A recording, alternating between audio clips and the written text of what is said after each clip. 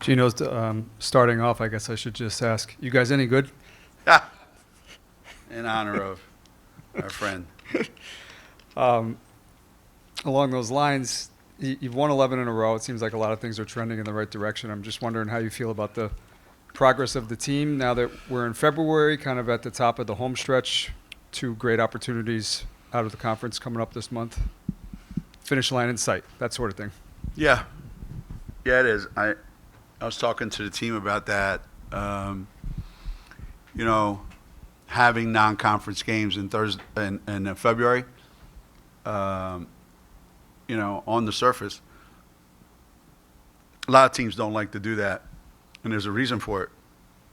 It does take you out of your rhythm, takes your focus away from what you're trying to accomplish within the league. Sometimes it can give you a false sense of confidence if you play great and you win. It can set you back, and you have to kind of repair some things if you lose. But having said that, I believe that we're in a good place. I don't know. I would like to think that we have things trending in the right direction, but there's still a lot between now and March 1st or 2nd, whenever that season ends, regular season ends. So Thursday's another opportunity for us to just see what we got, see what we're missing. That's it. You said yesterday that while you're pleased with the depth, you kind of wanted more contributions and more consistency. Did you like what you saw today? You had 6 that finished in double figures. Yeah. I think it'd be great to get, great contributions from a lot of people. If you're able to get multiple people in double figures, and if you're able to do that in the first half, that's fantastic. If it comes in the fourth quarter, that's, the 3-run homer when you're up 8-2 in the 9th inning. So, we have to make sure that we're able to distribute the ball enough, and people have to be productive. And I think that's when we're at our best. So that, these first halves and some of these first quarters have given us an opportunity to spread it around. Obviously, when Paige is aggressive like she was, it changes things a little bit for us. Geno, it's been a while since you could get your all 5 guys that you thought would be starting, going through practice. Is it starting to show? And you're seeing a lot of backdoor cuts. You're seeing guys that look like they've actually played and practiced together a little bit more than you maybe had earlier in the season. It does show. It does take time. It helps if you obviously get a ton of reps doing the exact same things. We try to be consistent in our practices and keep our stuff consistent.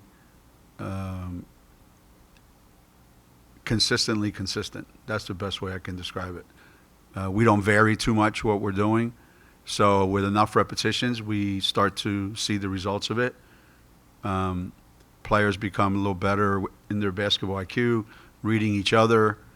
And that's a byproduct of spending time together. And you're right, I don't remember the last time that was the case. That, we've had who I envision, being the top 7, let's say, on the team. Geno, can you describe the bond between Abby and your players that you saw, what kind of you saw unfolding there over the last few years? Not sometimes, but generally speaking, these scenarios start with a an idea, and let's have an idea where we kind of sort of adopt someone that we can make their experience and what they're going through much better by surrounding them with a group of people that can take their mind off of what they're going through and put them in a different space. And invariably, there's players on your team that get emotionally attached. And we certainly have that, and some more than others. And it became more than just, we're doing this because it's a great cause. It's a great, doing community service things. We're giving back to the community. Yeah, that's all well and good. But it became, she's on our team, and it became, she's part of our family, and Abby became more than just a symbol of what we're doing. She became an inspiration to us all. When the team went to her services, we literally could not practice that day or the next day. It was very, very emotional for our team.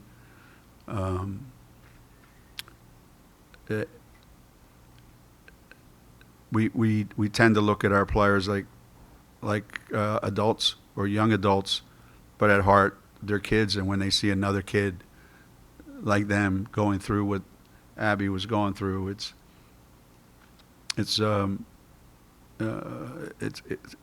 certainly it leaves a lasting impression on you.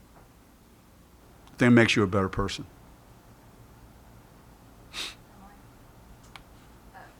Kaitlyn hits multiple threes again today. Two games in a row. Whoa, 2 games in a row? Yes. Just how valuable has it been for your offense? Twice is a coincidence, right? Once is an accident, twice is a coincidence. You know what people say? So 3 times is beginning of a pattern. So let's just hope that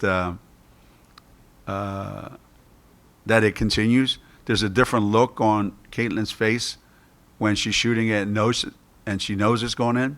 And that's what she looked like today. That's what she looked like the last game. I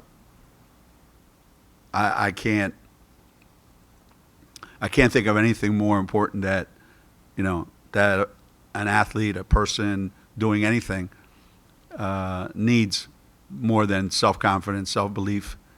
And when you see the ball go in practice especially,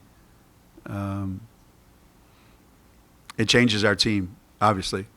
It changes our team, and it gives us another dimension.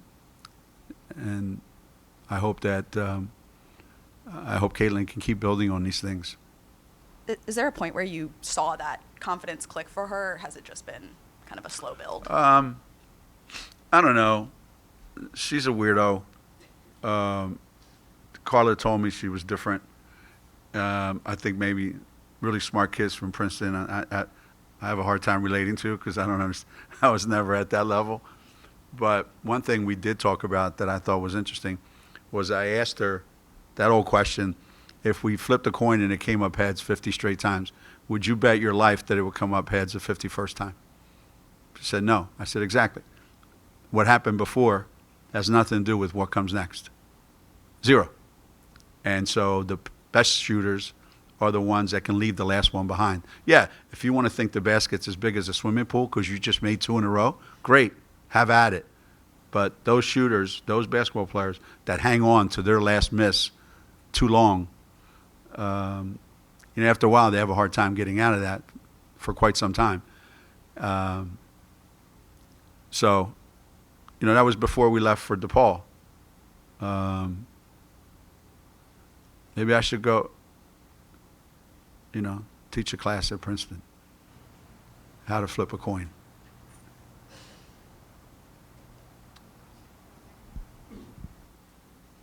Geno, you seem to have a lot to say to Ice and Jana on the defensive end very early in the game. Is that an area of the team and that you really want to see evolve over these next 4 or 5 weeks? Yeah, it's something that obviously we've talked about a lot, and we have to keep harping on. What do you need?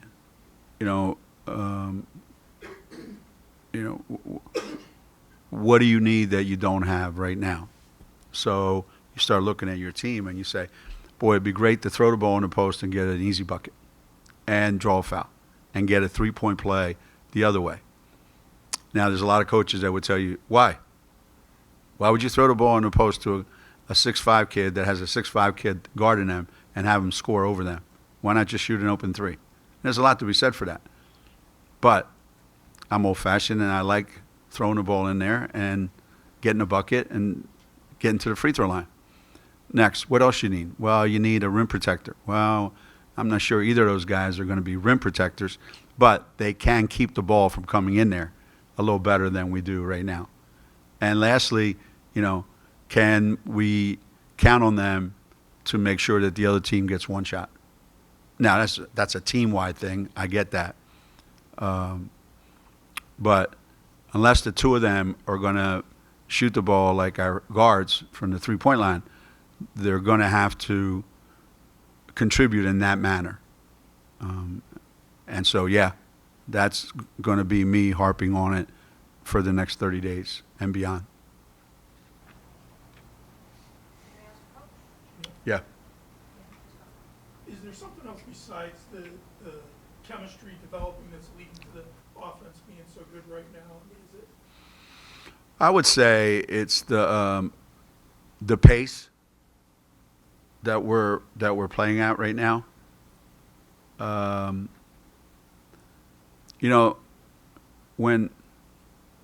When you talk to kids in high school and you ask them, if you say to the kid, hey, listen, what kind of college program you want to play in? You want to walk the ball up the floor and run a play every single time? Or you want to play fast-paced, fast break, up-tempo basketball? Every single one of them will tell you, except Kara Walters, every single one of them will tell you that they want to play in a fast-paced, up-tempo program. Until they get there and you make them run their ass off and they realize how hard it is to play like that. So it's not an easy thing to get your players to understand how hard they have to run, how often they have to exert themselves in transition. And I truly believe that most teams, including ours, most teams in America, they're susceptible to transition baskets because it's much harder now than it's ever been to play transition defense. Okay? What used to be people get twos in transition, now people get threes in transition. So it's crucial that you play good transition defense. And I think attacking teams in transition has got to be a huge part of your offense. And that's how we want to play. And that's how they want to play. It's just getting them to that point takes time. So hopefully, we can keep our foot on the gas. But that's basically what it's been. Thanks, guys.